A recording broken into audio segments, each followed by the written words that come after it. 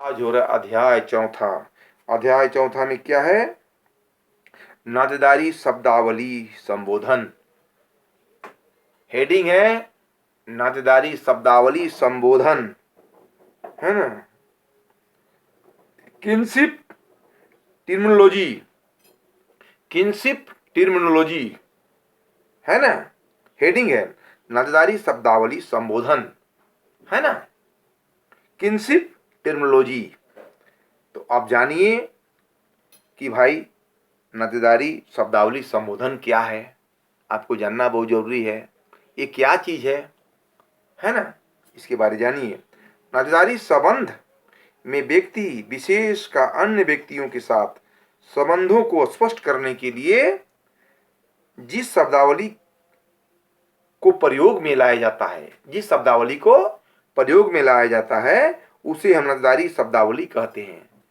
जिस शब्दावली को प्रयोग में लाया जाता है उसे नातेदारी शब्दावली कहते हैं।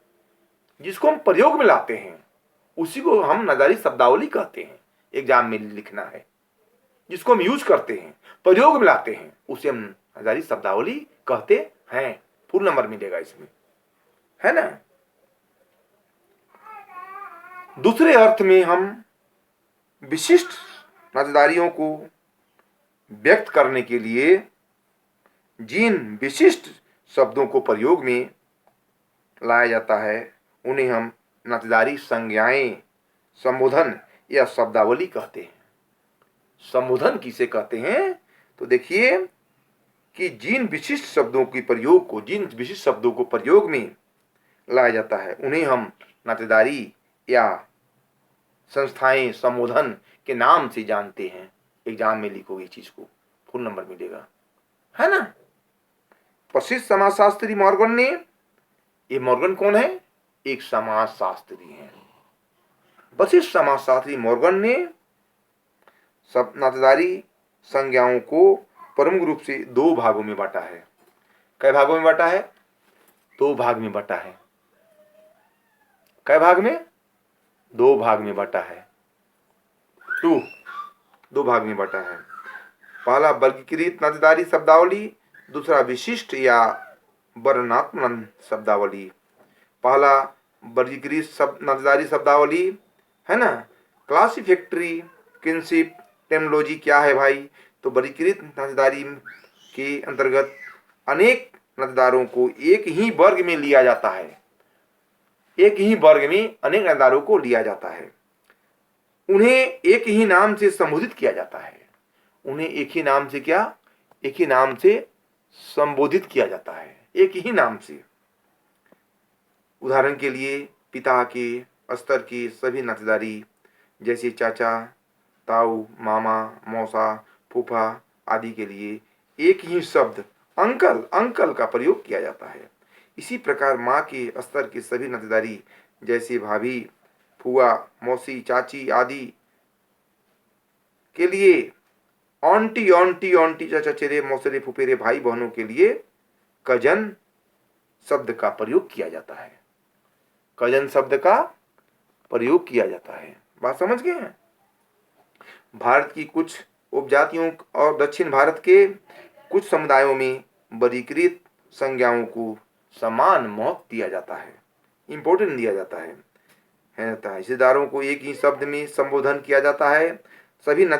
सभी नागाओं में माँ स्तर के नातेदारों के लिए आज्ञा शब्द को प्रयोग में लाया जाता है, जबकि कुकी जनजाति में हेपू शब्द का प्रयोग चाचा, नाना, ससुर आदि के लिए किया जाता है। उत्तर भारतीय समुदायों में समधी और समधिन शब्द का प्रयोग पति पत्नी के, माता पिताओं के पारस्परिक संबंधों को स्पष्ट किया जाता है। पति पत्नी माता पिता के संबंधों को स्पष्ट किया जाता है।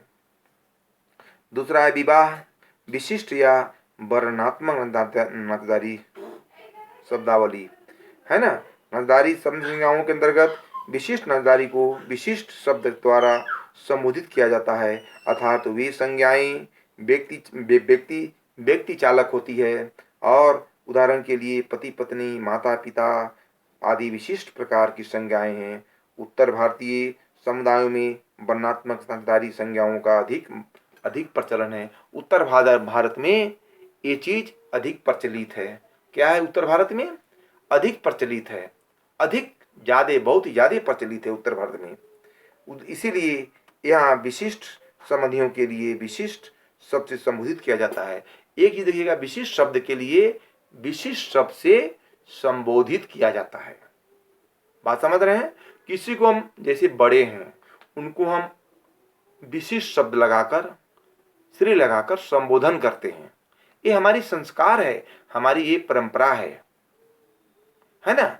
उसको हम विशिष्ट शब्द लगाकर संबोधन से पुकारते हैं और उनको इज्जत करते हैं, है ना। ये मेरी संस्कार है। इसीलिए यहाँ विशिष्ट संबंधियों के लिए विशिष्ट शब्द से संबंधित किया जाता है। जैसे पिता के भाई के लिए ताऊ, जैसे पिता के भाई के लिए ताऊ, जैसे पिता के भाई के लिए क्या बोलते हैं? ताऊ बोलते हैं। ताऊ किसको बोलते हैं?